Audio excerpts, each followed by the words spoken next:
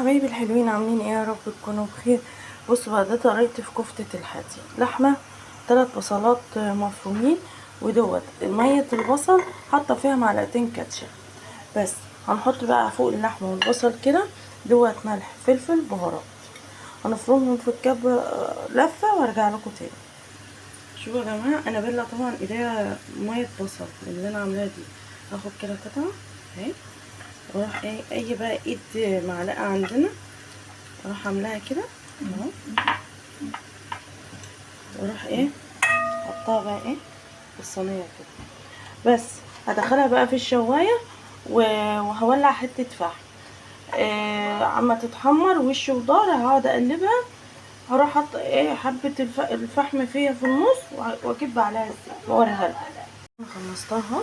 ميه بقى البصل اللي هي فايضه دي هسيبها كده واحطها بس في الشوايه وش وضهر بس كده. شوفوا يا جماعه بعد ما طلعت، شايفين الجمال؟ انا عايزه بس اجرب لكم واحده كده اهي، شايفين جواها عامله ازاي؟ تحفه وطريه وريحتها حلوه جدا.